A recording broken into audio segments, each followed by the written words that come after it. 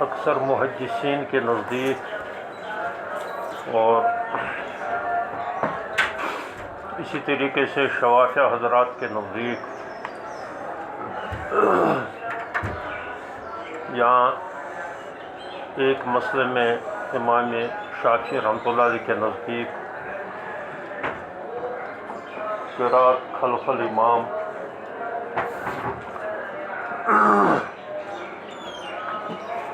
کا جو اختلاف ہے احناف اور موالک یا امام مالک امام احمد بن حنبل رحمۃ اللہ کے ساتھ ہے، تو ان کے دلائل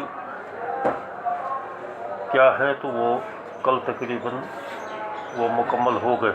امام ترمذی رحمۃ اللہ علیہ اصل میں ان کے یہاں بس دلیل لے دے کے یہ ایک ہی ہے، لا صلاۃ لمن لم یقرأ بفاتحۃ الکتاب، بس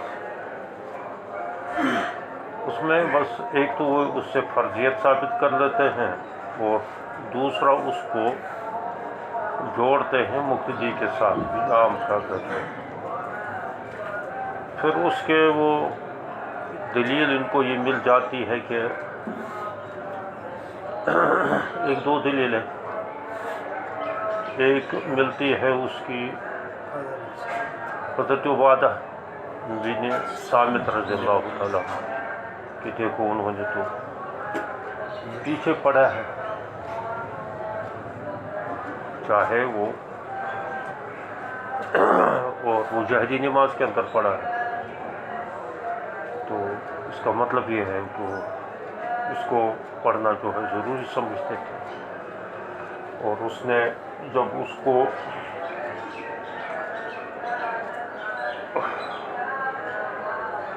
حضرت ربی نے جو ہے اعتراض کیا، پوچھا کہ آپ کیا پڑھ رہے تھے، تو انہوں نے کہا کہ ہاں میں تو الحمد شریف پڑھ رہا تھا، اور اس پر انہوں نے دلیل بھی دی، اور وہ دوسرے حدیث ان کی وہ ہے کہ دلیل جو انہوں نے پیچھے کل آئی تھی کہ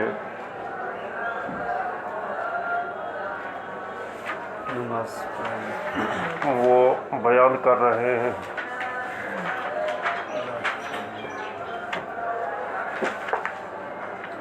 یہ محمود بن ربی تو ایک یہ والی ہے عبادہ بن صامت والی،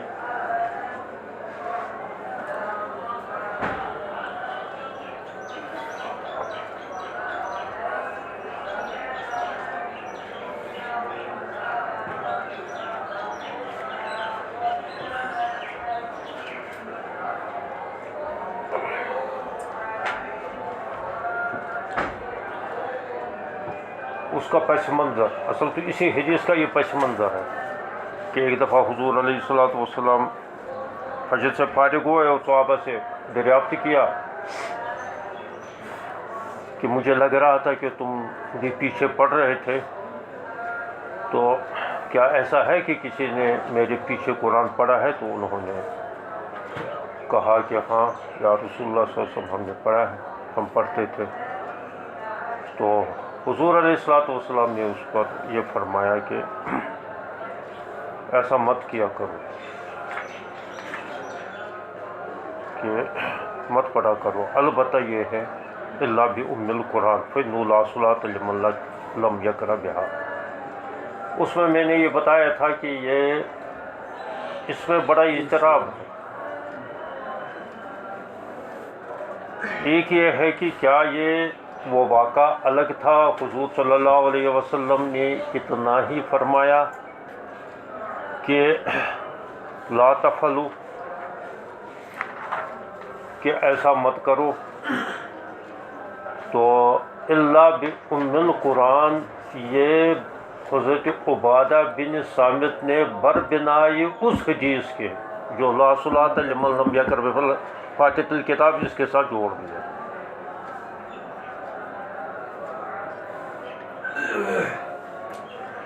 اگر ایسا ہے تو وہ پھر گویا کہ ان کا اجتہاد ہے، وہ ایک دوسری حدیث کو، جو حدیث نماز سے متعلق ہے، مقتدی سے متعلق نہیں ہے،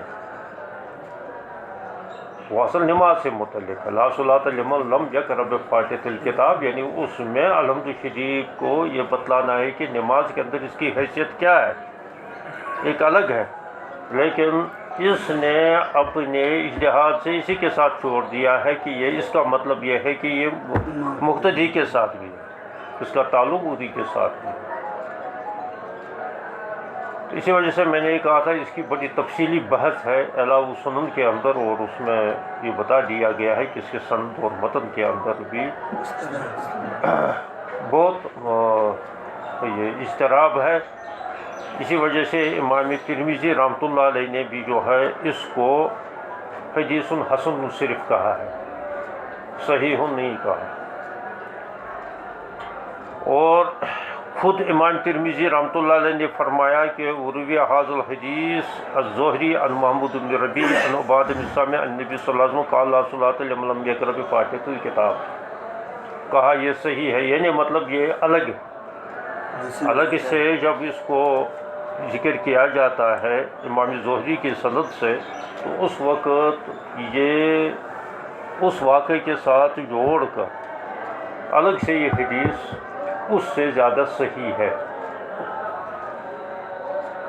باقی حضرات کا موقف یہی ہے، وہ کہتے ہیں کہ لا صلاۃ لمن لم یقرأ بفاتحۃ الکتاب کا تعلق اصل یہ بتلانا ہے کہ اس کا نماز کے ساتھ کیا تعلق ہے، اور چلو آپ لوگ کہتے ہیں فرضیت کا تعلق ہے اور ضمن سورہ کا سنیت کا تعلق ہے، ہم کہتے نہیں، دونوں قرات مطلقاً ہے، قرآن کے اندر مطلقاً قرات کو فرض قرار دے دیا گیا، فقرؤ ما تیسر من القرآن، اور حدیث کے اندر اس کو دو حصوں میں تقسیم کر لیا گیا، ایک فاتحۃ الکتاب دوسرا ضمن سورہ، وہ دونوں واجب ہیں۔ یہ الگ مسئلہ ہے، ہم بھی واجب کہتے ہیں، آپ فرض کہتے ہیں، کہو فرض آپ، ہم واجب کہیں گے، لیکن اس کا تعلق جو ہے منفرد کے ساتھ ہے اور امام کے ساتھ ہے، تو نہ کہ مقتدی کے ساتھ، کیونکہ اس سلسلے کے اندر وہ حدیث بھی پیش نظر رکھنی پڑے گی جو مقتدی کے سلسلے میں الگ آئی ہے، ورنہ تعارض ہوگا۔ تعارض ختم کرنے کے لیے تو یہ ضروری ہے کہ ایک حدیث کا محمل ایک بتلایا جائے، دوسری حدیث کا محمل دوسرا بتا دیا جائے، اسی سے تعارض ختم ہوگا، کیونکہ وہاں سیدھا ہے من کان لہ امام قرات الامام لہ قرات، یا دوسرا ہے کہ وہ مسلم شریف کی روایت جو باب التشہد میں ہے، تو فیضا قرأ فانصتوا، تو وہ مطلقاً ہے، تو لہذا وہ اس کا تعلق مقتدی کے ساتھ ہوگا۔ یہ کل کے سبق کا خلاصہ تھا۔ یہ اگلا سبق جو ہے نا، تب تو تمہیں تو کل کا تو تم بھلا دیتے ہو، وہ تو پڑھ چکے ہیں، آپ دیکھیں گے بعد میں جب ضرورت پڑے گی اس کو پھر دیکھیں گے۔ اب یہ آیا ہے کہ وہ دلائل یہاں سے ذکر کر رہے ہیں، باب ما جاء فی ترک القراءۃ خلف الامام اذا جہر بالقراءۃ، یعنی یہ امام ترمذی رحمۃ اللہ دوسرا باب قائم کر رہے ہیں حضرات کا، کہ استدلال کے طور پر، حضرات کے استدلال کے طور پر جو یہودی نمازوں کے اندر قرات خلف الامام کے قائل نہیں ہیں، انہوں نے اس کے بھی دو حصے کیے، یعنی نماز کے ایک جہری نماز ہے، دوسری سری نماز ہے، تو یہ کہتے ہیں کہ بعض کا تو اس میں اختلاف ہے، لیکن وہ ہے جہری نمازوں کے سلسلے میں، یعنی جہری نمازوں کے سلسلے میں بعض کہتے ہیں کہ نہیں پڑھنا چاہیے، لیکن سری نمازوں کے اندر انہوں نے چھیڑا ہی نہیں۔ اس کا مطلب یہ ہے کہ شاید امام شافعی رحمۃ اللہ علیہ، شاید امام ترمذی رحمۃ اللہ علیہ اس بات کے قائل ہیں کہ اس میں کوئی اختلاف نہیں ہے، یعنی سری نمازوں میں سب پڑھنے کے قائل ہیں۔ اور اس میں تو ہم نے پیچھے بتا دیا تھا امام شافعی رحمۃ اللہ علیہ کا قول اس سلسلے میں سری نمازوں کے اندر پڑھنے کا ہے، البتہ امام مالک رحمۃ اللہ علیہ اور امام احمد بن حنبل رحمۃ اللہ علیہ وہ وجوب کے قائل نہیں ہے، بلکہ زیادہ سے زیادہ استحباب کے قائل ہے۔ سری نمازوں کے اندر ہوش ہی نہیں رہتا ہے تمہیں، یہ ہوش رکھا کرو نا کہ کہاں پر کیا بات چل رہی ہے۔ تو احناف کا بھی جو ہے، چونکہ میں نے بتا دیا تھا امام ابو حنیفہ رحمۃ اللہ علیہ کا اس سلسلے میں کوئی قول منقول نہیں ہے، البتہ مشائخ اکابر جو ہے احناف تو ان کے مختلف اقوال ہیں، لیکن اس میں سے مختار قول یہ ہے کہ مکروہ تحریمی ہے سری نمازوں کے اندر۔ تو بہرحال یہاں سے فی الحال ہم جائزہ لے لیتے ہیں ان روایات کا کہ جس میں امام ترمذی رحمۃ اللہ علیہ یہاں لا رہے ہیں قرات خلف الامام فیما جہر بالقرات، اذا جہر بالقرات یا فیما جہر بالقرات، جہری نمازوں کے اندر۔ اس میں ایک روایت ہے، یہ حدثنا انصاری حدثنا معن حدثنا مالک عن ابن شہاب عن ابن عکیمہ اللیثی عن ابی ہریرہ ان رسول اللہ صلی اللہ علیہ وسلم انصرف من الصلاۃ جہر فیہا بالقراءۃ فقال هل قرأ معی احد منکم آنفا فقال رجل نعم یا رسول اللہ قال انی اقول ما لی انازع القرآن، انازع نہیں پڑھنا، بیوقوف ورنہ تو بہت غلط ترجمہ ہوگا، انازع واحد متکلم معروف کا صیغہ ہوگا، یہ انازع، میں کیوں جھگڑا جا رہا ہوں، مجھے کیوں رکاوٹ پیش آ رہی ہے، یہ ہے مطلب مجھے کیوں الجھن پیش آ رہی ہے قرآن کے پڑھنے کے سلسلے میں۔ مالی انازع، یہ القرآن جو ہے یہ اس کا مفعول ثانی ہے، اور انازع میں جو ضمیر ہے وہ اس کا جو ہے حذف کر لیا گیا، تو یعنی وہ یہ انازع القرآن وہ ہے اس کا نائب فاعل، یہ انازع چونکہ جھگڑا جا رہا ہوں تو اس کا مطلب یہ ہے رکاوٹ اور کوئی چیز ڈال رہی ہے، تو ضمیر جو اس میں ہے وہ لوٹ رہی ہے اس رکاوٹ ڈالنے والی کی طرف، وہ ہے اس کا فاعل، اور حضور صلی اللہ علیہ وسلم اس کا مفعول اول ہے، اور وہ مفعول اول جو ہے وہ بن گیا ہے نائب فاعل، القرآن اس کا بن گیا ہے مفعول ثانی، اس وجہ سے القرآن ہی اس کو پڑھا جائے گا، کیونکہ ایک دو مفعولوں کی طرف جب متوجہ ہو تو اس وقت ایک مفعول جو ہے اس کا بن جائے گا نائب فاعل فعل مجہول کے اندر، تو دوسرا اپنی حال پر ہی رہے گا۔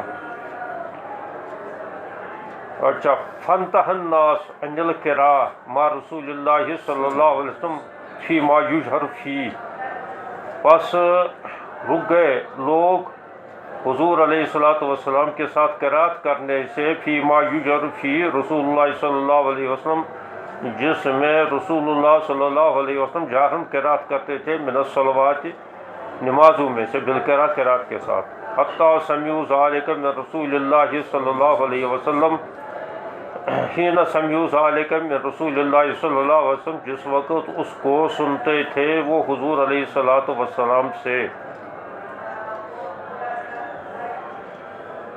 یہ روایت ہے، آگے اس پر خود امام ترمذی بحث کریں گے تو وہیں پتہ چل جائے گا کہ یہ روایت اس کا کیا مطلب ہے۔ وہ فی الباب عن ابن مسعود و عمران بن حسین و جابر بن عبداللہ، یہ دوسری روایتیں ہیں، اس کی متعلقات ہے، یعنی مطلب یہ ہے صراحتاً ایسی نہیں ہے، یہ بس امام ترمذی رحمۃ اللہ دوسرے 2-3 روایتوں کو اس کے ساتھ جوڑ دیا ہے کہ تاکہ وہ ہمارا یہ دعویٰ کہ جہری قراتوں کے اندر جو ہے کچھ نہ کچھ ہے دلائل، اگرچہ اس کو بھی بعد میں تسلیم نہیں کر لیتے، کیونکہ ان کے نزدیک امام شافعی رحمۃ اللہ علیہ کا وہ بھی قول ہے نا کہ جہری قراتوں کے اندر شوافیہ کا، اگرچہ امام شافعی سے ثابت نہیں لیکن شوافیہ کا قول یہ ہے کہ اس میں بھی جو ہے پڑھا جائے گا۔ تو اور وہی پھر کیسے پڑھا جائے گا، وہ سکتات میں پڑھا جائے گا یا سکت طویلہ میں پڑھا جائے گا وغیرہ۔ تو اس وجہ سے یہ اس روایت پر بحث کریں گے، وہ تعویل کریں گے۔ دوسری روایتیں اس کے ساتھ اس وجہ سے جوڑ لیتے ہیں کہ ان میں بھی مجمل طور یا مطلب اشارتاً کنایتاً اس کا مفہوم نکلتا ہے، تو اس وجہ سے اس کے ساتھ اس کو وہ فی الباب کہہ کر جو ہے اس کے ساتھ جوڑ دیتے ہیں۔ قال ابو عیسیٰ ھذا حدیث حسن و ابن عکیمہ اللیثی اسمہ عمارہ و یقال عمرو بن عکیمہ، یہ ان کا تعارف کرا لیا۔ وبعض اصحاب الزہری ھذا الحدیث ذکروا ھذا الحرف قال الزہری۔ اب دیکھو اس روایت کے اندر بھی جو ہے کلام ہے، بظاہر جو اوپر روایت انہوں نے لائی ہے وہ بھی ابن شہابی سے ہے مروی، بظاہر لگ رہی ہے کہ اس میں کسی قسم کا کوئی اختلاف نہیں ہے، سند بھی بہت صحیح ہے، لیکن خود امام ترمذی یہ کہہ رہے ہیں کہ بعض اصحاب زہری نے، یعنی امام زہری کے بعض شاگردوں نے اس حدیث کو تو ذکر کیا، اور یہ جملہ آج حرف سے مراد ہے یہ جملہ قال زہری۔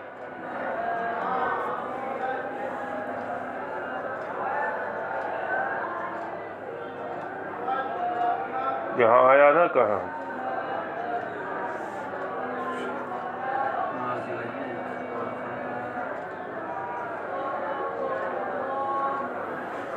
یعنی قال زہری اس میں فانتہى الناس عن القراءة، یعنی بعض نے کہا فانتہى الناس عن القراءة۔ اب دیکھو یہ ہے قال مالی اناز القرآن، قال انہوں نے قال کے بعد امام زہری کے بعد شاگردوں نے یہ کہا قال الزہری، کیا مراد ہوا؟ یہ قال کا قائل جو ہے زہری، فانتہى الناس، گویا کہ یہ جہری قرات میں بھی رکنا یہ حضرت ابو ہریرہ سے منقول نہیں ہے، یہ حضرت ابو ہریرہ کا قول نہیں ہے بلکہ امام زہری کا، تو گویا کہ یہ حصہ جو ہے اس کا مرسل ہوگا، یہ حصہ اس کا مرسل ہوگا۔ جب مرسل ہوگا تو امام زہری کے تمام مرسل جو ہیں وہ غیر معتبر ہیں، وہ پہلے کئی دفعہ آ چکی ہے یہ بات، امام زہری کے مرسل روایتیں وہ ضعیف سمجھے جاتے ہیں، وہ غیر، لہذا ان کا اگر اس کا قال کا بقول امام ترمذی یہ مان لیں گے یہ زہری کا قول ہے، فانتہى الناس عن القراءة مع رسول اللہ صلی اللہ علیہ وسلم، کہ لوگ رک گئے، تو اس کا مطلب یہ ہے کہ اب یہ جو ہے اس جملے کی حیثیت اب کوئی رہی نہیں ہے، بلکہ اس سے خاموش ہے، لوگ رکے یا نہیں رکے، صرف روایت یہیں تک ہے کہ حضور علیہ الصلوۃ والسلام نے صرف ان سے صحابہ سے دریافت کیا، انہوں نے کہا ہاں کہ میں پڑھ رہا ہوں، میں پڑھ رہا تھا۔ یہ بعض کہتے ہیں کہ بعض شاگردوں نے امام زہری کے بعض شاگردوں نے صراحتاً کہا قال زہری کہا، تو اس کا مطلب یہ کیا ہوا ہے کہ یہ زہری کا قول ہے، لیکن یہ صراحت ہے کہ ابو داؤد کی روایت میں تو وہاں جو ہے صاف یہ ہے قال ابو ہریرہ، حضرت ابو ہریرہ فرماتے اور اگر حضرت ابو ہریرہ کا یہ قول قرار دے دیا جائے گا تو یہ تو اور مؤکد ہو جائے گا کہ حضرت ابو ہریرہ رضی اللہ تعالیٰ عنہ یہ فرما رہے ہیں. اب یہ زہری کا قول نہیں رہے, اب کس کا قول ہو گیا کہ لوگ رک گئے. فانتہى الناس عن الکراہ حین سمعوا ذلک من رسول اللہ صلی اللہ علیہ وسلم. اور بظاہر وہی صحیح بھی لگ رہا ہے. امام زہری کیوں اس پر جو ہے اپنا تبصرہ کر لے؟ لوگ رکے نہیں رکے تو اس کو کیا پتہ, وہ تھوڑی صحابی تھے. ہاں حضرت ابو ہریرہ کا یہ حق بنتا ہے کہ وہ اس کا فیصلہ کرے کہ پھر لوگوں نے کیا کیا. وہ صحابی رسول ہے, ان کو پتہ ہے, انہوں نے صحابہ سے بھی پوچھا ہوگا یا دیکھ لیا ہوگا یا اس وقت محسوس کر لیا ہوگا کہ لوگوں نے کہا کہ یا رسول اللہ صلی اللہ علیہ وسلم, یا کوئی بات ایسی چلی ہوگی کہ جس سے پتہ چلا ہوگا کہ لوگ جو ہے اب قرات سے رک گئے. تو صحابی تو یہ فیصلہ کر سکتا ہے نا, لیکن امام زہری کیسے فیصلہ کرے گا؟ امام زہری جو ہے تابعی, تابعی کو کیا پتہ, تابعی تو زیادہ سے زیادہ صحابی سے روایت کرنے کا. تو جب کہ صراحت ہے کہ یہ ابو داؤد کے اندر اس بات کی صراحت ہے کہ قال سے مراد ہے, قال اس کا فاعل کون ہے؟ ابو ہریرہ, قال ابو ہریرہ. اچھا, امام ترمذی رحمۃ اللہ علیہ نے اسی کو کیوں ترجیح دی؟ اس کو امام زہری کی طرف منسوب کر کے اس قول کی حیثیت گھٹا دی. گھٹائی کیوں؟ کیونکہ بیوقوف گھٹائی اس وجہ سے کیونکہ جہر کے اندر بھی تو قائل ہے شوافیہ, پڑھنے کے قائل ہے. اور ممکن ہے حضرت, ممکن کیا ہے بلکہ بظاہر ہی لگ رہا ہے کہ امام ترمذی بھی اس کے قائل ہے, اس وجہ سے ان کے مسلک کے خلاف ہی پڑھ رہا ہے. تو انہوں نے اس کو ترجیح دے دی ہے. جن شاگردوں نے یہ کہا کہ قال زہری, انہوں نے یہ سمجھا ہے کہ یہ زہری نے کہا. یہ قال زہری اصل میں یہ روایت جب بیان کرتے تھے تو وہ عام طور زہری کی روایتیں بیان کرتے تھے معمر. اکثر روایتوں کے اندر آتا ہوگا کہ ان معمر ان ابن شہاب الزہری.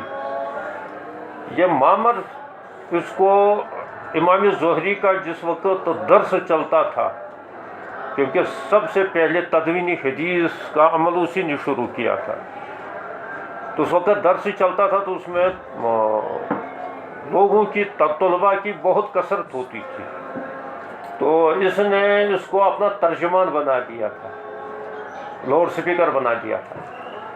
کس کو؟ معمر کو. تو اگر کوئی بات دور تک نہیں پہنچ جاتی تھی, بعد میں طلباء ان سے پوچھتے تھے کہ استاد نے کیا فرمایا تھا, تو وہ کہتے تھے کہ استاد نے یہ فرمایا. تو ایسا ہی واقعہ اس میں بھی پیش آیا ہوگا.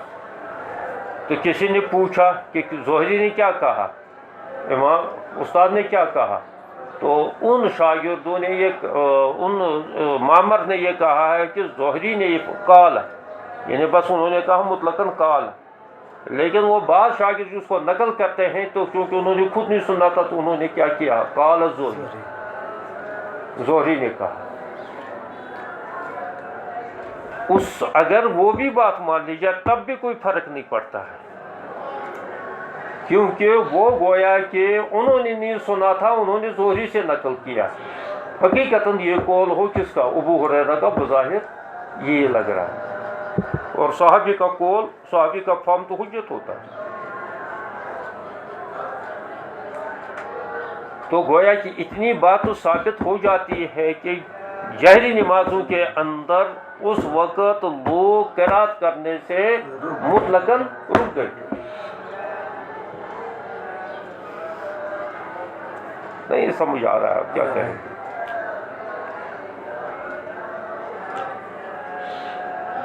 سمعوا ذلك من رسول اللہ وليس في هذا الحديث ما يدخل على من رأى القراءة خلف الامام. اب اس کو اور تاکہ زور دے رہے ہیں امام ترمذی,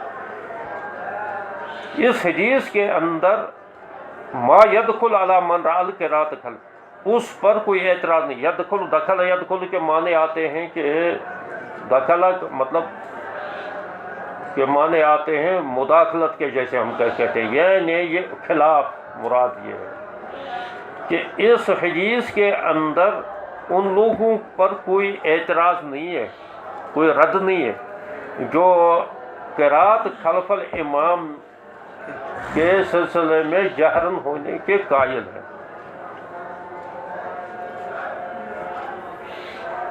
یہ امام ترمذی کہہ رہے ہیں۔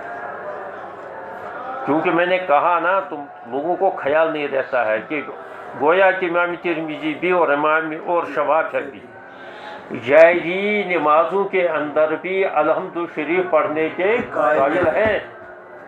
اس وجہ سے امام ترمذی ان کی دلیل کو مستحکم کرنے کے لیے ایک تو وہاں وہ بات کہی ہے کہ یہ تو زہری کا قول ہے، فانتہى الناس، حجت جو ہے حضرت ابو ہریرہ کا ہو سکتا تھا۔ زہری کا قول کون سا حجت ہے؟ سب محدثین کہتے ہیں کہ ان کے مرسل اقوال ہی ہوں گے وہ، یا مرسل روایتیں جو ہیں وہ جو ہے ضعیف ہے۔ اور دوسری بات یہ ہے کہ اگر بالفرض مان لیا جائے یہ ابو ہریرہ ہی کا قول ہے تو پھر بھی جو ہے یہ جو جاہری قرات ہونے کے قائل ہے شوافی، اور میں یہ کہتا ہوں کہ امام ترمذی سمیت وہ کہتے ہیں ہم پر یہ اعتراض نہیں ہوتا۔ کیوں؟ وجہ یہ ہے کہ حضرت ابو ہریرہ الذی روى عن النبی صلی اللہ علیہ وسلم ھذا الحدیث، اس حدیث کو بھی روایت کیا، اور اس کے علاوہ حضرت ابو ہریرہ نے اس حدیث کو بھی روایت کیا، من صلی صلاۃ لم یقرأ فیہا بأم القرآن فیہ خداج غیر تمام۔ کہتے ہیں ایسے کیسے ہو سکتا ہے؟ ایک تو حضرت ابو ہریرہ کہیں کہ فانتہى الناس، یہ ہے امام ترمذی کا اصلاح۔ ایک یہ ہے کہ حضرت ابو ہریرہ یہ کہے گا کہ لوگ نقل کریں گے امام ترمذی کے کہنے کا مطلب یہ ہے، ایسے کیسے ہو سکتا ہے؟ ایک تو حضرت ابو ہریرہ یہ کہے کہ فانتہى الناس، لوگ رک گئے قرات کرنے سے، اور ادھر سے خود ہی وہ دوسری روایت بیان کر رہے ہیں کہ حضور نے فرمایا من صلی صلاۃ لم یقرأ فیہا بأم القرآن فیہ خداج۔ تو اس کا مطلب یہ ہے کہ یہ حضرت ابو ہریرہ کی روایتوں کے اندر ٹکراؤ ہے، تعارض۔ تو اس کا حل امام ترمذی یہ فرما رہے ہیں، تو اس کا مطلب یہ ہوگا کہ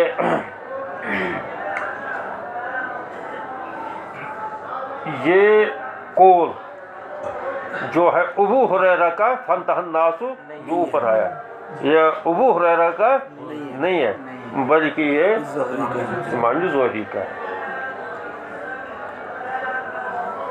فقال له حامل الحدیث، اس سے حامل حدیث نے کہا، یعنی جو حضرت ابو ہریرہ سے جس نے یہ مسئلہ دریافت کیا تھا، یہ حدیث سنانے کی درخواست کی تھی، شاگرد جس کو کہو، شاگردوں میں سے ایک شاگرد نے ان سے کہا ابو ہریرہ سے، انی اکون احیانا وراء الامام، یعنی یہ حدیث سنانے کے بعد یہ آخری حدیث من لم یقرأ بأم القرآن فیہ خداج۔ تو اس کے بعد اس شاگرد نے ان سے کہا حضرت ابو ہریرہ سے کہ میں تو کسی وقت جو ہے ہوتا ہوں کس کے؟ امام کے پیچھے، میں اس وقت کیا کروں گا؟ تو انہوں نے حضرت ابو ہریرہ نے ان سے کہا اقرأ فی نفسک،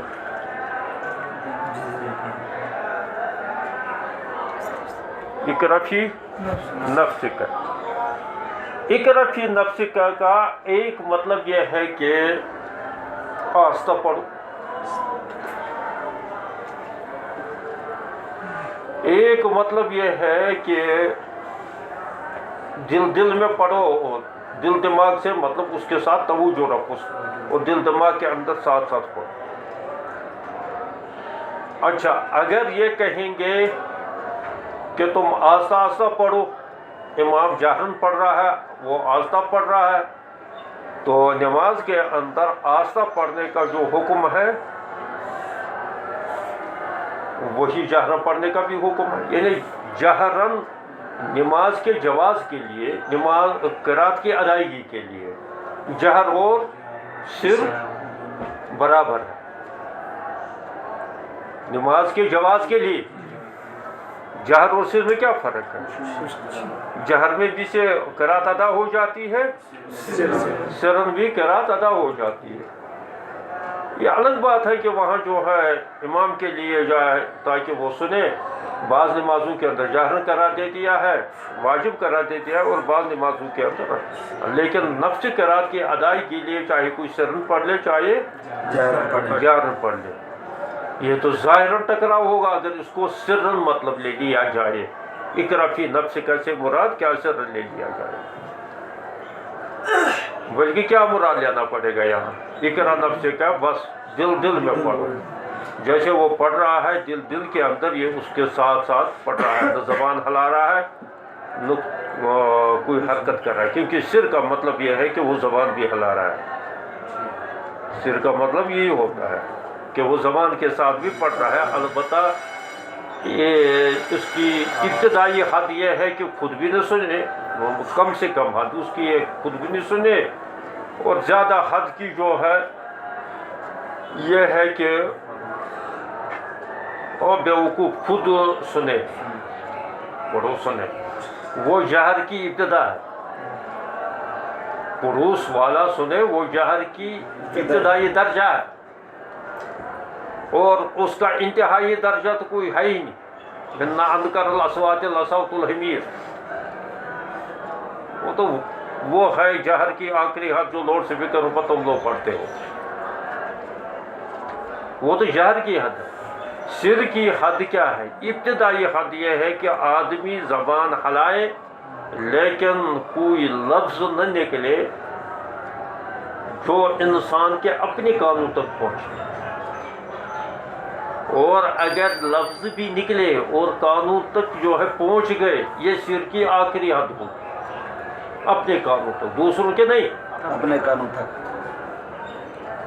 تو اقرا فی نفسک کا مطلب یہ لے نہیں سکتے ہیں، ورنہ اس کا پڑھنا اس کا پڑھنا وہ ٹکراؤ لازم آ جائے گا. اور ٹکراؤ سے تو حضور صلی اللہ علیہ وسلم نے یہ منع ہی کیا. اناذ فی القرآن، اس کا مطلب یہ تھوڑی ہے کہ وہ دل کے اندر پڑھ رہے تھے. اناذ بالقرآن سے مراد یہ ہے کہ وہ بھی سرن پڑھ رہے تھے. اسی وجہ سے تو حضور صلی اللہ علیہ وسلم کو الجھن پیش پائی گئی تھی. کیونکہ بہرحال پیچھے اگر امر کو بھی منکر ہو رہا تھا تو حضور صلی اللہ علیہ وسلم کے قلب مصفہ مجلہ پر اثر پڑتا تھا. یہ ایسا نہیں ہے یہ ہم تم جیسے امام کا معاملہ نہیں تھا، یہ عام اماموں کا معاملہ نہیں تھا، حتیٰ کہ خلفائے راشدین جیسا معاملہ نہیں تھا. یہ تو حضور علیہ الصلوۃ والسلام کے پیچھے انہوں نے تو جو فرمایا تھا کہ میں تو جو ہے جیسے آگے دیکھتا ہوں ویسے جو ہے پیچھے بھی دیکھتا ہوں. تو پیچھے کا جو امر اگر منکر ہو رہا ہو کوئی، چاہے وہ چھوٹا سی چھوٹا ہی منکر کیوں نہ ہو، تو حضور صلی اللہ علیہ وسلم پر اس کا اثر پڑنا لازم تھا. تو وہ تبھی ہوگا نا کہ جب اس نے کیا پڑھا ہوگا، کم سے کم سر نہیں پڑھا ہوگا، یعنی وہی زبان ہلا ہلا کر ہی پڑھا ہوگا نا. اسی کو تو انہوں نے کہا کہ یا رسول اللہ صلی اللہ علیہ وسلم میں نے پڑھا ہے، یا ایک حدیث کے اندر آیا ہم نے پڑھا ہے. تو اس پڑھنے ہی سے تو حضور صلی اللہ علیہ وسلم نے یہ فرمایا ہے کہ مالی انازو فی القرآن انی اورا، مجھے محسوس ہو رہا تھا پیچھے کوئی پڑھ رہا. یہ نہیں ہے کہ وہ سنا حضور صلی اللہ علیہ وسلم، ورنہ تو صحابہ فوراً کہتے یا رسول اللہ صلی اللہ علیہ وسلم یہ شخص پڑھ رہا تھا. اگر وہ اتنا تھوڑا مطلب وہ تو جہر ہوتا، وہ تو جہر کی چاہے ابتدائی ہے تو وہ تو ایک دو کہتے ہیں نا یا رسول اللہ صلی اللہ علیہ وسلم یہ شخص یہ پڑھ رہا تھا. تو بلکہ وہ ایک شخص نے ہمت کر کے کہا ہاں یا رسول اللہ صلی اللہ علیہ وسلم میں پڑھ رہا تھا. تو حضور صلی اللہ علیہ وسلم تو اس کا مطلب کیا ہے، وہ بالکل سرن پڑھ رہا تھا، تو وہ تو ٹکراؤ ہوگا نا. تو اس وجہ سے اقرا فی نفس کا کیا مطلب ہے، دل کو، اور اسے کوئی کسی کو کوئی اعتراض نہیں. دل میں اگر کوئی ساتھ ساتھ جو ہے امام کی قرات کے ساتھ ساتھ توجہ رکھے. پڑھنا اس کو نہیں کہتے، بیوقوف پڑھنا کس کو کہتے، کچھ نہ کچھ زبان ہلے پڑھنا تو اس کو کہتے ہیں نا. وہ پھر سر کا پہلا درجہ ہو، سر کا دوسرا درجہ ہو، یا پھر جہر کا پہلا درجہ ہو، یا جہر کا آخری درجہ ہو، تو پڑھنے کا تو اطلاق تو اس پر ہوتا ہے۔ اقرا فی نفسک کا مطلب یہ ہے۔ اچھا، امام ترمذی اس سے مراد لے لیتے ہیں کہ سرن پڑھا جائے، جبکہ یہاں سرن کا سوال ہی نہیں۔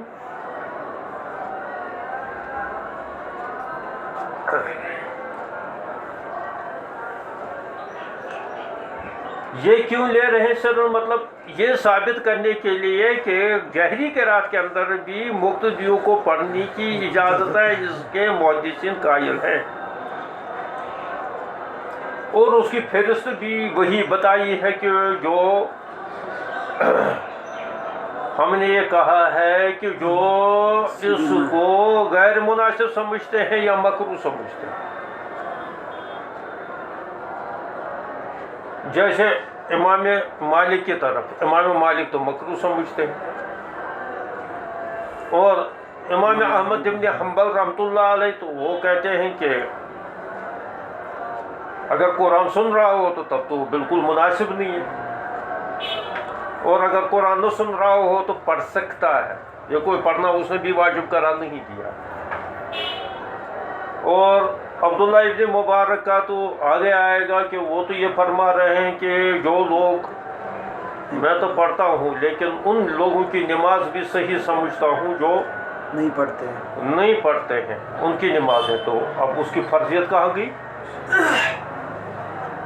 اور امام مالک تو یہ کہتے ہیں کہ نہیں، یہ تو پڑھنا چاہے سیدھی ہو جادی ہو تو یہ مکروہ ہے، چاہے وہ مکروہ تنزیہی کے قائل ہو، ہم ہیں مکروہ تحریمی کے قائل۔ تو پھر اس کی فرضیت کہاں گئی؟ فرضیت تو ختم ہو گئی اس کی، پھر فرضیت تو رہی نہیں، تو وہ تو یہی کہنا پڑے گا، چاہے فرض کہو چاہے واجب کہو، ہم واجب کے فرض کہیں گے تو اس کا خاص کرنا پڑے گا کس کے ساتھ؟ منفرد کے ساتھ اور امام کے ساتھ۔ لوگوں کو ہوش ہی نہیں ہے، تو اس کو سمجھ ہی نہیں آتا ہے۔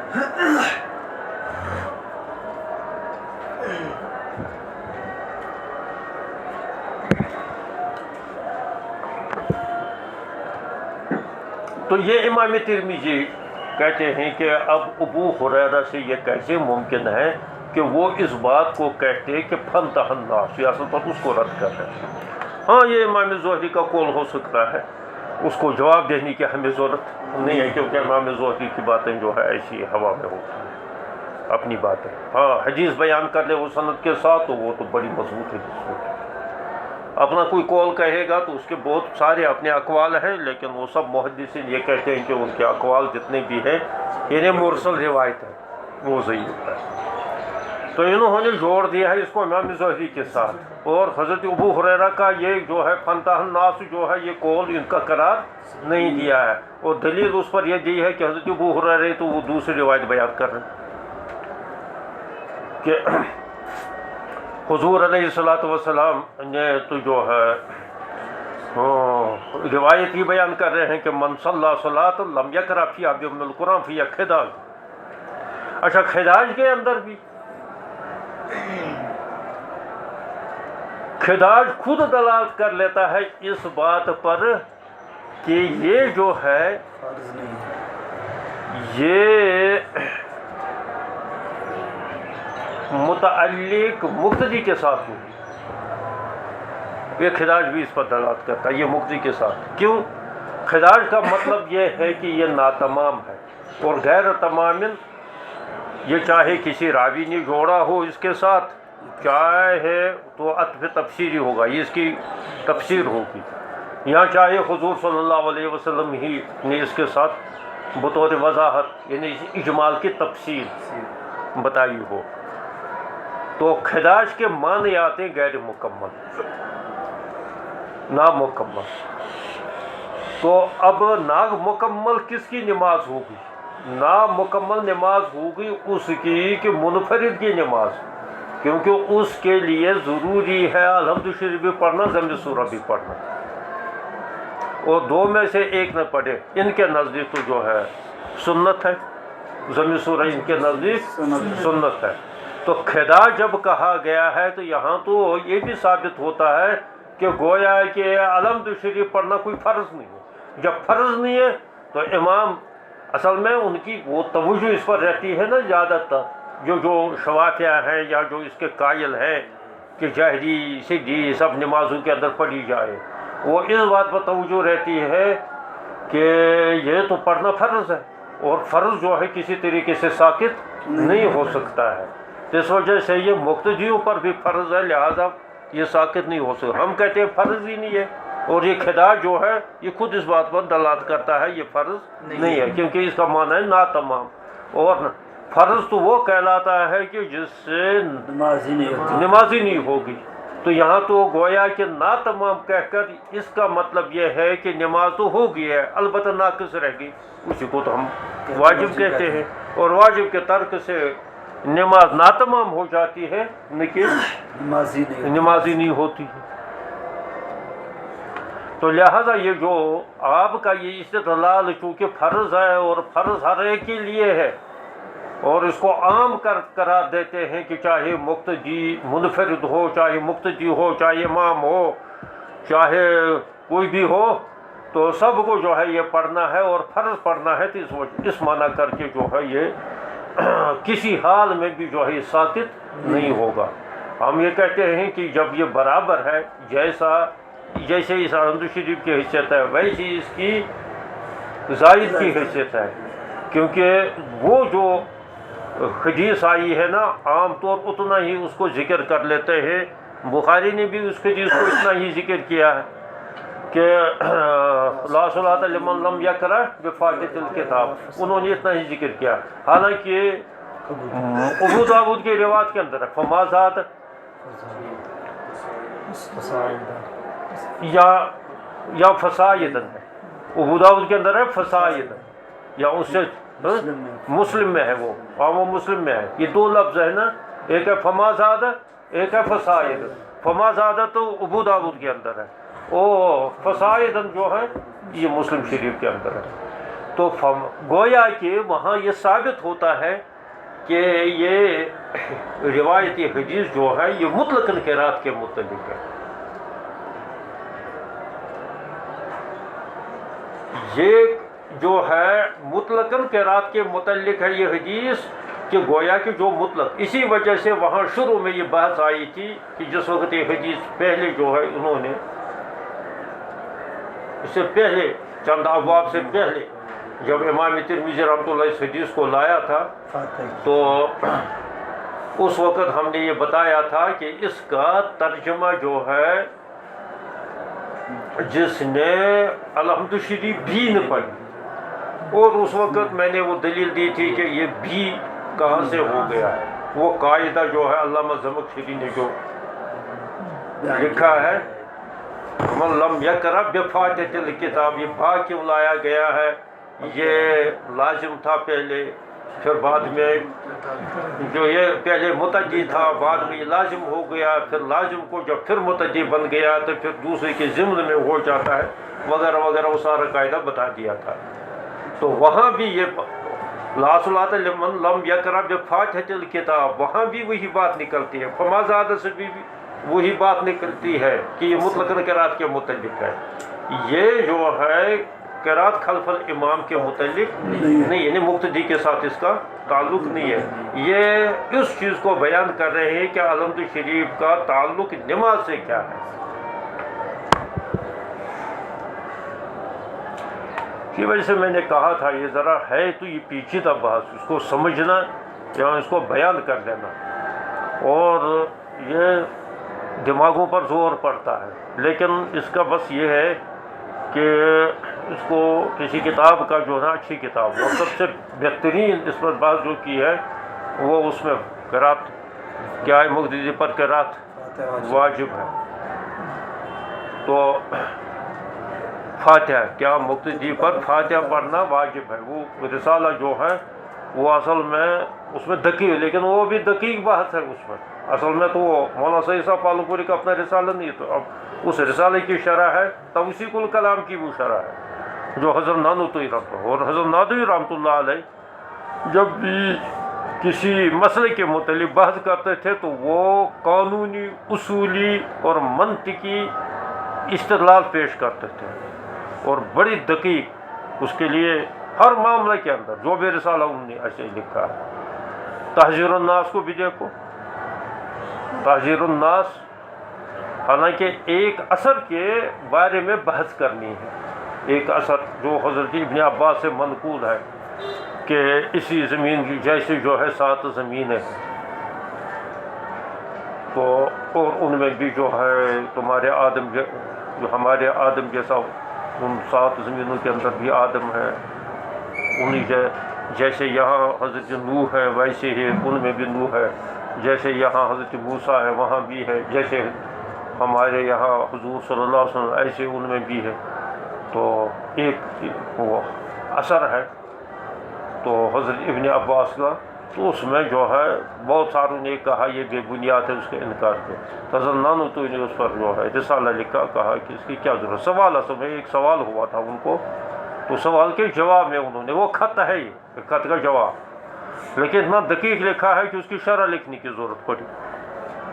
خط تھا 2-4 صفحوں کا خط کا جواب, اور اس کی شرح جو ہے بعد میں لکھنی پڑی ہے تو ہو گئی ہے تقریباً 50-60 صفحوں کی کتاب اچھا ہو گیا.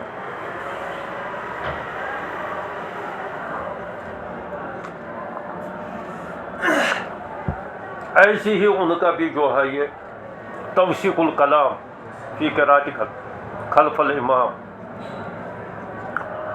علامہ کشمیری کا بھی اس میں ایک رسالہ ہے فصل الخطاب فی ام الکتاب, وہ محدثانہ انداز کا انہوں نے بحث کیا, ہر روایتوں کا وہ مطلب دکھایا انہوں نے اس میں کس روایت کا کی کیا حیثیت ہے. علامہ کشمیری جب کسی پر بحث کرتے تھے تو وہ منطقی فلسفی بات اس میں نہیں کرتے تھے, وہ محدثانہ انداز کا بحث کرتے تھے. حضرت نانوتوی رحمۃ اللہ جب کسی چیز پر بحث کر لیتے تھے تو وہ اس میں جو ہے وہی منطقیانہ اور فلسفیانہ بحث کرتے تھے. ہر ایک کا اپنا اپنا ذوق ہوتا ہے جس کے ساتھ جو مناسبت ہو. حضرت گنگوہی رحمۃ اللہ علیہ جب کسی مسئلے پر بات کرتے تھے تو وہ فقہی انداز کا بات کرتے تھے. یہ تم لوگوں کو پتہ ہونا چاہیے, تم لوگوں کو کچھ پتہ نہیں ہے. امام تس اصل پوٹ پتہ ہے تو یہ چھوڑا ایسے مجرا کے وہاں ایسے مسائل جب جو ہے نا جب اڑ جاتے ہیں الجھ جاتے ہیں تو پھر جو ہے اس وقت تمہیں کچھ پتہ نہیں چلتا ہے کہ نہ کتابوں کے مطالعے سے تو نہ جو ہے جو پڑھا ہوا ہو اس سے. تو غرض یہ ہے کہ یہ ہے اس سلسلے میں یہ امام ترمذی بھی جو بات اس پر کریں گے وہ بھی محدثانہ اندازے سے بات کریں گے. ٹھیک ہے, ان کی بات ہے محدثانہ سے, لیکن ان کی ہر بات کا ہر بات کا بھی تو جواب ہے, کیونکہ ادھر سے احناف کے علماء محدثین جو ہے تھوڑی چپ رہنے والے تھے. اعلیٰ و سنن کے اندر اس کی زبردست بحث کی گیا اور سارا ان روایات کا جن سے صراحتاً یا کنایتاً قراءت خلف الامام کا جواز نکل آتا ہے, انہوں نے ان کی جو ہے چھان بین کر کے ان کی چھٹائی کر کے جو ہے منقب مسئلہ کر لیا ہے کہ قراءت خلف الامام کا کوئی ثبوت ہے ہی نہیں.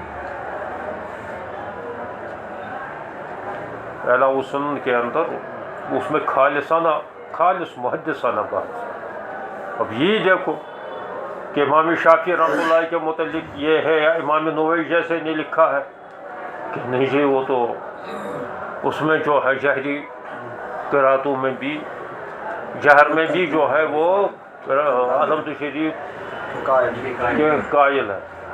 لیکن علامہ بنور نے کہا میں نے تو اب صرف ایک مسئلہ کو دیکھنے کے لیے 5-6 جلدوں میں ہے کتاب علوم, یہ کوئی چھوٹا رسالہ نہیں ہے.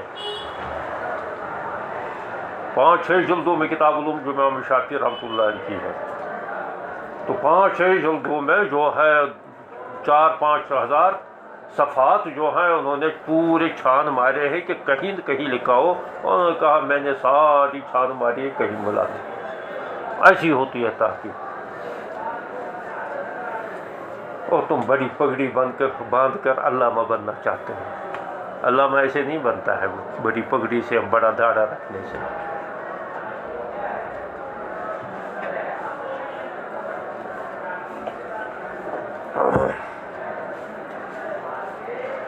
تو اقرا بہا فی نفسک، یہ امام ترمذی کہتے ہیں کہ انہوں نے کہا کہ تم سرن پڑھو.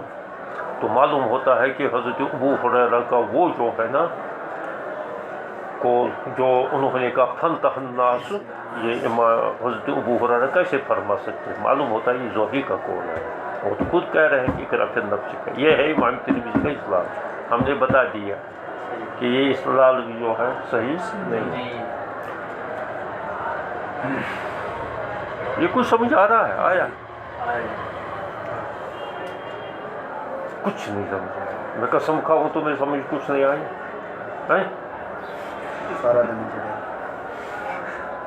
کیا پھر تو میں نہیں قسم کھاؤں.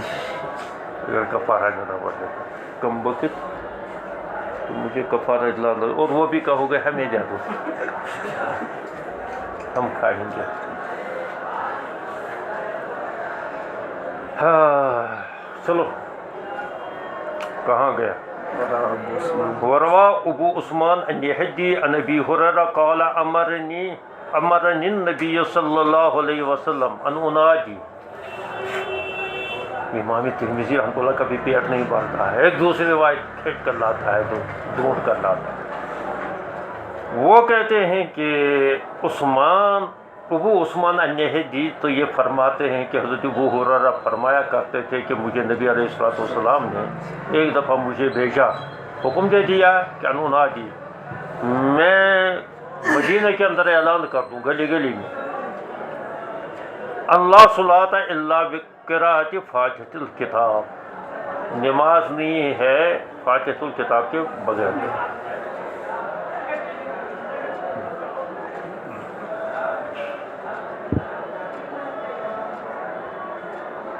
ہم کہتے ہیں اس سے کیا ثابت کرنا چاہتے ہیں حضور والا؟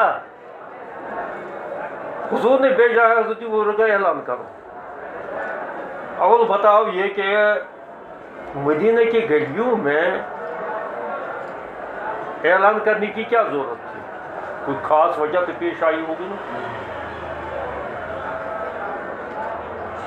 لگ رہا ایسا کہ شروع میں مطلقاً قرأت، جیسے قرآن نے کہا ما تیسر من القرآن، کچھ بھی پڑھ لے آدمی نماز ہو جاتی تھی. کیونکہ ایک روایت کے اندر آتا ہے کہ یہ علمد شریف جو ہے اس سے معلوم ہوتا ہے، ایک تو علمد شریف بطور قرآن نازل ہو، ایک دوسری دفعہ یہ علمد شریف بھی نازل ہوئی ہے اس وقت بھی جبریل لے کر آ گئے، لیکن ایک بڑی فضیلت لے کر آئی. یہ کہیں روایت آئے گا یا پڑھا ہوگا؟ نورانی کیا ہے؟ دو نور لے کر آئے، دو نور لے کر آئے. ہاں وہی تو یہ 2 دفعہ اس کا ہے، اور اس پر اعتراض ہوتا ہے. اس کا مطلب یہ ہے کہ یہ اس کا نزول 2 دفعہ ہوا ہے. تو وہ کہتے ہیں نہیں، بس نزول تو اس کا ایک ہی ہے، ایک دفعہ جو ہے اس کی اہمیت بتلانے کے لیے وغیرہ وغیرہ وہ جواب ہے. تو معلوم ایسا ہوتا ہے کہ جس وقت یہ دوبارہ نازل ہوئی ہے اس اہمیت کے ساتھ، تو اس وقت حضور صلی اللہ علیہ وسلم نے پوری ضرورت سمجھی کہ جو لوگ گھروں کے اندر نماز پڑھ رہے ہوں، اس وقت حضور صلی اللہ علیہ وسلم نے اس کو واجب قرار دے دیا ہے، انہیں لازم قرار دے دیا ہے کہ جو تم قرات کرو گے تو اس سے پہلے جو ہے علمد شریف پڑھا کرو. اسی وجہ سے، ورنہ اگر یہ پہلی سے شروع سے ایسا ہی ہوتا، یعنی بظاہر ایسا لگ رہا ہے پہلے جیسے نماز کے اندر ہوا، پہلے تو کچھ اور طریقہ تھا اور بعد میں جو اس میں تبدیلی آ گئی، ایسی ہی پہلے مطلقاً قراءتی سے کافی سمجھی جاتی تھی. قرآن کی کہیں سے جو کچھ 2-3 آیتیں پڑھی ہوگی یہ قراءت، کیونکہ قرآن اسی کی تائید کر رہا ہے. فقرؤ ما تیسر من القرآن، قرآن تو یہ کہہ رہا ہے، یہ آرڈر دے رہا ہے. لیکن جب وہ علمد شریف اس اہمیت کے ساتھ نازل ہوا ہے تو ایسا لگ رہا ہے کہ حضور صلی اللہ علیہ وسلم نے فوراً اس وقت اعلان کروایا کیونکہ پتہ نہیں کب تک جو ہے لوگ آئیں گے اور سنیں گے ہم سے، اور پتہ نہیں پھر سننے کے بعد بھی وہ کہیں گے کہ چلو حضور صلی اللہ علیہ وسلم نے پہلے ایسا بھی پڑھتے تھے، اب جو ہے حسب معمول انہوں نے الحمد شریف میں پڑھا، اس کی اہمیت واضح نہیں ہو جائے گی۔ تو اس کی اہمیت واضح کرنے کے لیے حضرت ابو ہریرہ کو بھیجا کہ پہلے سے اعلان کرو کہ جو بھی ملے اسے کہہ دو حضور نے فرمایا ہے کہ الحمد شریف کے بغیر نماز مت پڑھا کرو، کیونکہ اس کے بغیر نماز نہیں ہوگی۔ تو ٹھیک ہے، یہ قرات کے اندر گویا کہ مطلقاً قرات کے اندر الحمد شریف کو ایک لازمی جز کے طور شامل کرنے کے لیے یہ اعلان تھا۔ رہا منفرد کا مسئلہ، مقتدی کا مسئلہ، اور اعلان کرنے کا مطلب یہ ہے کہ تاکہ منفردوں تک بھی یہ بات پہنچے، کیونکہ گھر میں معذور بھی ہوتے ہیں، عورتیں بھی ہوتی ہیں جو گھروں میں نماز پڑھتی ہیں، کیونکہ عورتوں کے لیے لازم نہیں تھا۔ عورتیں آتی تھی مسجد نبوی کے اندر، لیکن عورتوں کے لیے لازم نہیں تھا کہ سب عورتیں آ جائیں۔ بہت ساری عورتیں گھر میں بھی نماز پڑھتی تھی، یا کسی نماز میں آ جاتی تھی، کسی میں نہیں آتی تھی۔ ان کے لیے تو حضور علیہ السلام نے کوئی تحجید جاری نہیں کی تھی۔ ہاں، مردوں کے لیے کہا تھا کہ ان کے گھروں کو میں جلا دوں کہ وہ جو نہ آئے۔ عورتوں کے لیے سہولت ہے، تو ہو سکتا ہے گھروں کے اندر عورتیں پڑھے وغیرہ پڑھے، تاکہ ان کو بھی پتہ چلے کہ اب یہ لازمی جز بن گیا ہے کس کے لیے، قرات کے لیے، قرات کے لیے لازمی جز بن گیا ہے۔ تو اس سے کہاں سے یہ ثابت ہوگا نہیں جی امام کے پیچھے بھی پڑھے؟ اگر دوسرے حدیثوں کو کیا کریں گے آپ؟ ان کو نظر انداز کریں گے، ان کو کتابوں سے نکال دیجیے۔ پھر یہ ہے مطلقاً قرات کے مطلق، یعنی الحمد شریف کا تعلق نماز کے ساتھ ایسا ہو گیا ہے جیسے سجدے کا تعلق نماز کے ساتھ ہے۔ سجدہ ایک کافی نہیں ہے، دو۔ قرات کے اندر بھی ایسا ہی ہے کہ اس کا ایک ہی جز کافی نہیں ہے، ضمیر سورہ ہی کافی نہیں ہے، بلکہ سب سے پہلے جو اس کا الحمد شریف کے لازمی جز بن گیا ہے، اور اس کا تو ہم بھی کہتے ہیں۔ اس سے کیا ثابت ہو جاتا ہے؟ قرات خلف الامام کہاں سے ثابت ہوگی؟ یہاں ہو جاتی ہے۔ تم اپنی تحقیق بتاؤ۔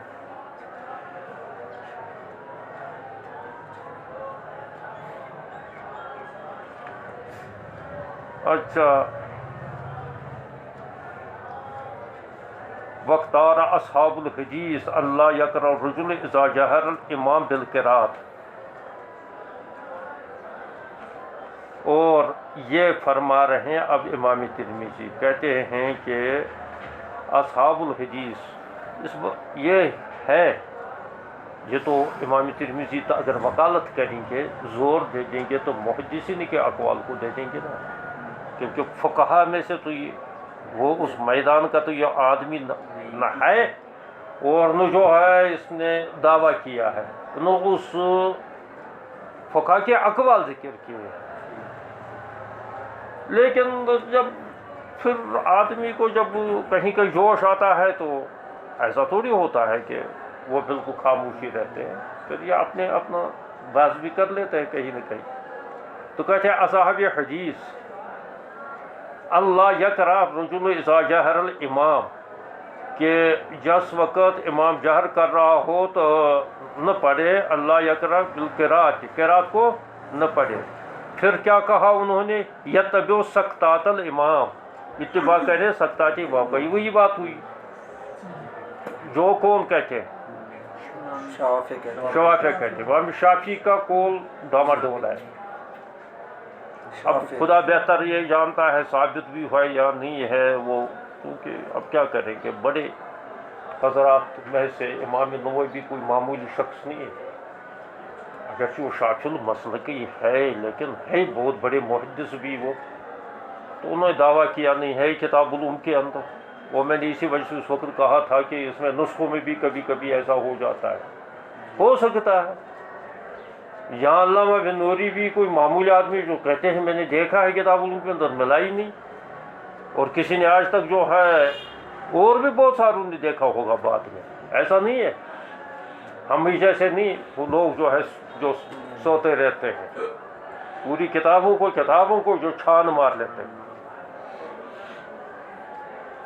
تو انہوں نے بھی دیکھا ہوگا، تو کسی کو آج تک ملا نہیں. اب ہے نہیں ہے، ہم کیا کہیں گے؟ جب بڑے کہتے ہیں، کوئی کہتا ہے کوئی کہتا نہیں ہے، تو چھوٹے جو ہے بڑوں کی باتوں کو تھوڑی فیصلہ کر لیتے ہیں. یا کوئی بڑی بلا آ جائے جو ان سب سے بڑی ہو تو وہ کہے، تو وہ کوئی فیصلہ کرے گا، تو وہ تو اب آنا جو ہے مشکل ہے. یہاں تم میں سے کوئی پیدا ہو جائے ایسا. تو اب یہ لے دے کہ یہ مسلک رہتا ہے کن کا؟ شوافیہ کا. تو چونکہ وہ اس کے قائل ہیں، اور اکثر محدثین جو ہے نا یہ شوافی مسلک رہے. یعنی شوافی، امام بخاری، امام مسلم تو شوافی نہیں رہے، لیکن ان کے اکثر مسائل ان کے موافق ہیں. بس امام ابو داؤد کے متعلق بھی ڈاما ڈول ہے، پتہ نہیں حنبلی ہے، شافعی ہیں. امام ترمذی کے متعلق حالانکہ کئی جگہ تو اس نے صراحتاً بھی یہ کہا ہے اصحابنا، تو اصحابنا سے عمرہ شوافی متعلق، لیکن پھر بھی یہ کہتے ہیں کہ لیکن کرتا بھی امام ترمذی جہاں اس کو لگ رہا ہے کہ نہیں امام شافعی رحمۃ اللہ علیہ کا یہ بات صحیح نہیں ہے یا حدیث کے خلاف پڑھ رہے ہیں، وہاں تو کہتے ہیں کہ امام شافعی نے یہاں تک شدت کی ہے. میں ماننے کے اس کو تیار نہیں ہوں. حدیث امام شافعی کو قول کی جو ہے قول کا سپورٹ نہیں کر رہا ہے، صاف کہہ دیا. بہرحال ان کا حق پہنچتا ہے، ان کے تو حدیث پر نظر تھی. تو یہ ہے لے دے کہ یہ شوافیہ کا قول رہتا ہے. تو کہتے ہیں کہ جو شوافیہ اس کے قائل ہے، تو انہوں نے کہا یتبعوا سکتات وقد اختلف اہل العلم فی القراءۃ خلف الامام، فرأى اکثر اہل علم من اصحاب النبی صلی اللہ علیہ وسلم والتابعین ومن بعدهم القراءۃ خلف الامام. یہ انہوں نے جو ہے یہ کہا کہ اکثر تابعین. اب ادھر سے جب یہ بات حنفیوں تک پہنچ گئی تو ان کی تو آگ لگ گئی. انہوں نے کہا اچھا اکثر صحابہ اور تابعین. تو علامہ شامی نے خزائن کے حوالے سے لکھا ہے، کہا 80 صحابہ اور تابعین، کبار تابعین، 80 صحابہ اور کبار تابعین سے انہوں نے نقل کیا خزائن کے حوالے سے کہ انہوں نے کہا کہ وہ شدت کے ساتھ اس سے منع کرنا. صحابہ اور کہتے قرات خلف الامام کی کوئی صورت نہیں. لیکن امام ترمذی نے کہہ دیا اکثر. تو دراصل یہ ایسا مسئلہ ہے کہ صحابہ کے اندر بھی یہ مختلف ہی رہا ہے. جیسے وہ عبادہ بن صامت کی، وہ اسی کے قائل تھے، وہ دلیل میں وہ پیش کرتے. اسی وجہ سے جس مسئلے کے بارے میں صحابہ میں کوئی اختلاف ہو تو اس کا فیصلہ بعد میں کوئی مجتہد نہیں کر سکتا ہے. مجتہدین کے بس سے وہ مسئلہ باہر چلا جاتا ہے. بس اس میں یہی ہے کہ بعض لوگ ان کو اس کو اختیار کر لیتے، بعض لوگ اس کو اختیار کر لیتے. باقی رات دلائل کا میدان. ہم کہیں گے کہ نہیں یہ ہمارا مسئلہ زیادہ مدلل ہے، دوسرے کہیں گے ہمارا مدلل، وہ اپنی دلتی اپنی، یہ چلتا رہے گا.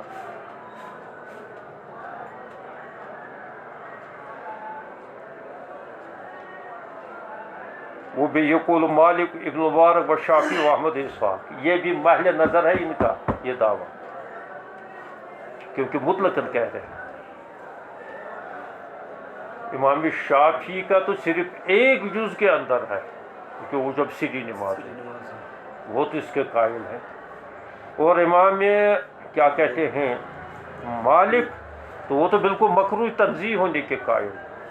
اور امام احمد بن حنبل تو وہ تو کہتے ہیں کہ تب ہے وہ کہتے ہیں کہ مناسب نہیں ہے، وہ تب ہے کہ جب وہ نہ قرات سن رہا ہو، دور کہیں ہو. وہ رویہ عن عبداللہ ابن مبارک، اچھا انہوں نے کہا عبداللہ ابن مبارک بھی جو ہے اس کے قائل ہے.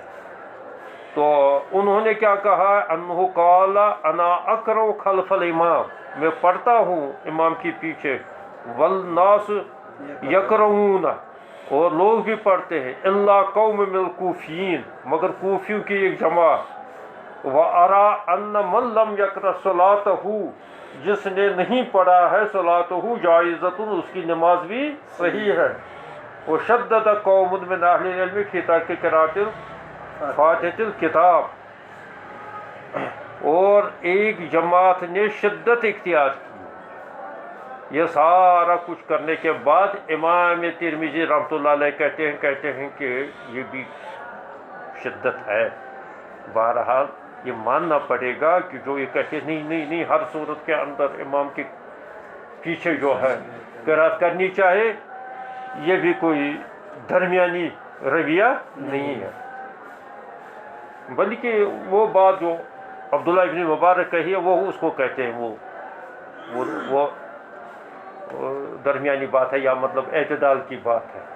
باقی جو ہے کہ اس قوم نے اہل علم میں سے انہوں نے شدت اختیار کی. وہ انکان خلف الامام، اگرچہ وہ خلف الامام ہو، کہ اگرچہ وہ خلف الامام بھی ہو فاتحۃ الکتاب تب بھی پڑھ لے. اس کو یہ کیا کرا دیتے، شدت کرا دیتے. لاسٹ میں یہ سارا کچھ بحث کرنے کے بعد اس کا ٹیمپریچر کچھ کم ہو رہا ہے، کم کر دیا، ڈاؤن کر دیا. خود ہی امام ترمذی رحمۃ اللہ علیہ کا اتنی شدت بھی نہیں کرنی چاہیے، نماز ہو جاتی. کہ اگر الحمد شریف کوئی نہ پڑھ لے اس کی نماز ہو جاتی، اتنی شدت نہیں کرنی چاہیے. ہاں بہت سارے اکابرین صحابہ بھی تابعین بھی اس کے قائل تھے، بہت سارے فقہاء محدثین بھی اس کے قائل تھے. اگر کسی نے پڑھا تو اس پر بھی جو ہے شدت نہیں کرنی چاہیے. لیکن ہمارے ہاں تو بہرحال ہمارے میں فرق ہے. یہ ہے جہری قرات کے اندر تو اکثر ہے یہ ہے کہ وہ تو قرآن کے ساتھ ٹکراؤ ہوگا، وہ دوسرے حدیثوں کے قرآن کے ساتھ بھی ٹکراؤ، کیونکہ اذا قرئ القرآن فاستمعوا وانصتوا، تو وہاں تو پھر کیا مطلب رہ جاتا ہے، اس کا کوئی مطلب ہی نہیں رہ جاتا ہے. اور رہا اسی طریقے سے دوسرا مسئلہ کہ سری نماز کے اندر، تو سری نماز کے اندر وہ اذا قرأ وہاں مطلقاً کہا گیا، وہ حدیث بھی ہے وہ اذا قرأ فانصتوا بھی، تو لہٰذا اس کو بھی پیش نظر رکھا. اس وجہ سے انہوں نے مکروہ قرار دے دیا، مکروہ تحریمی قرار دے دیا. فقالوا لا تجزئ صلاۃ الا بقراءۃ فاتحۃ الکتاب، یعنی انہوں نے کہا ہائی نماز ہی نہیں اس کی مگر فاتحۃ الکتاب کے ساتھ، وحدہ، صرف اسی کے ساتھ. وحدہ کان او خلف الامام، چاہے وہ تنہا ہو یا امام پیچھے. وذهبوا الى ما روى عبادة بن الصامت عن النبي صلی اللہ علیہ وسلم، وقرأ عبادة بن الصامت بعد النبی صلی اللہ علیہ وسلم خلف الامام. کہتے ہیں انہوں نے اس سے استدلال کیا.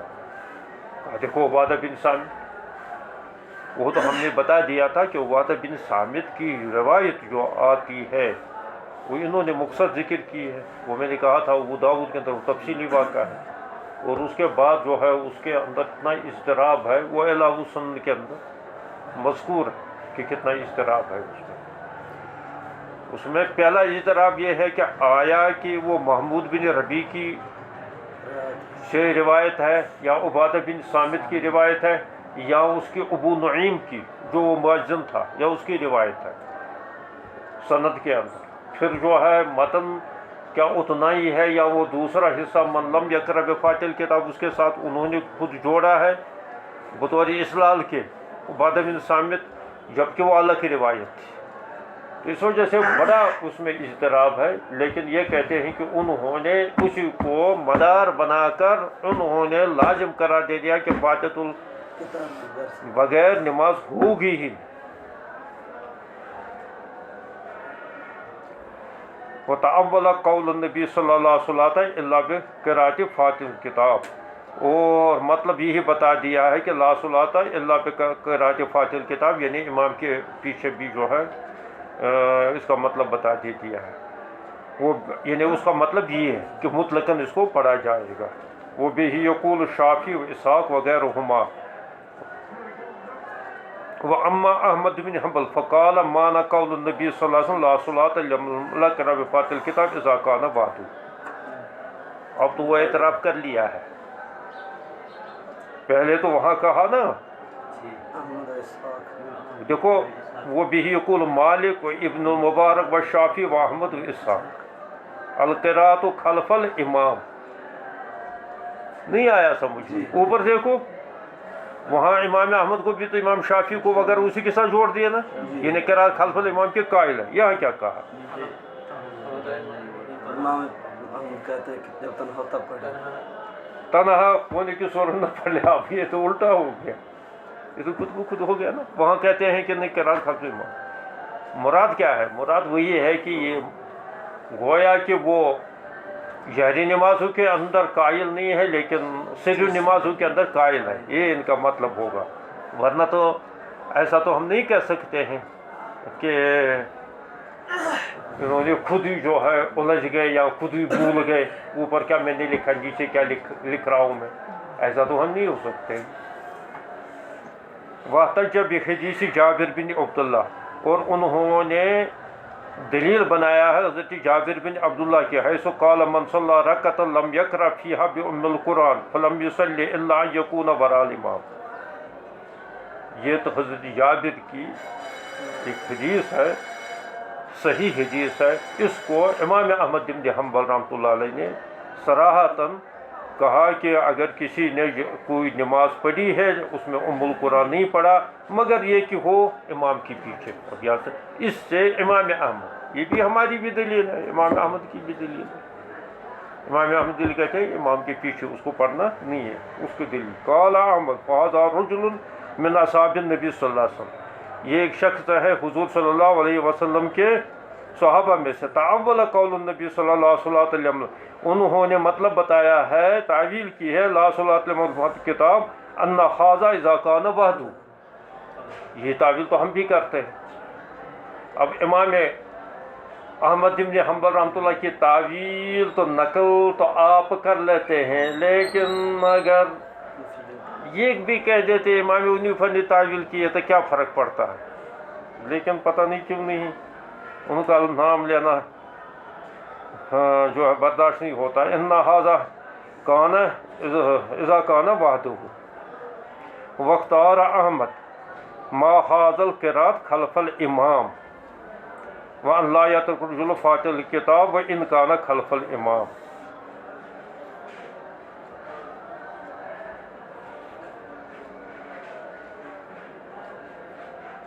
اب یہاں سے ایک بات اور چھیڑی اس نے، کہتے ہیں اس کے باوجود بھی یہ تو اس روایت کو بھی یہ کہتے ہیں کہ نہیں پڑھنا چاہیے، لیکن اس کے باوجود بھی وہ کہتے ہیں ایک صورت کے اندر پڑھنا ہی ہے. اختار احمد ما هذا، اس کے باوجود قراءت خلف الامام اللہ یترک الرجل فاتحۃ الکتاب ان کان خلف الامام. اب تضاد ہو گیا نہیں. اوپر کیا کہا؟ وہ تنہا کے لیے. لیکن یہاں کیا کہتے ہیں کہ اگر جو ہے یہ امام کی پیچھے بھی تب بھی نہ چھوڑ. یہ دراصل اسی طرف اشارہ ہے جو امام احمد رحمۃ اللہ کا وہ قول ہے کہ جب وہ قرأت نہ سنتا حدثنا اسحاق بن موسیٰ الانصاری حدثنا مان حدثنا مالک عن ابی نعیم وهب بن کیسان انه سمع جابر بن عبداللہ یقول من صلی رکعۃ لم یقرأ فیہا بأم القرآن فلم یصلی الا ان یکون وراء هذا حدیث حسن صحیح. یہ دراصل یہاں تو اشارہ کرا ہے اعتدال کی طرف. دیکھو امام احمد رحمۃ اللہ علیہ اس حدیث کو بھی یہ کہتے ہیں کہ وراء الامام، اور دوسری بات ہے کہ پھر بھی کہتے پڑھنا چاہیے لیکن لازم قرار نہیں دیتا ہے. تو یہ شاید امام ترمذی یہ فرما رہے ہیں کہ اعتدال کی راہ یہ ہے.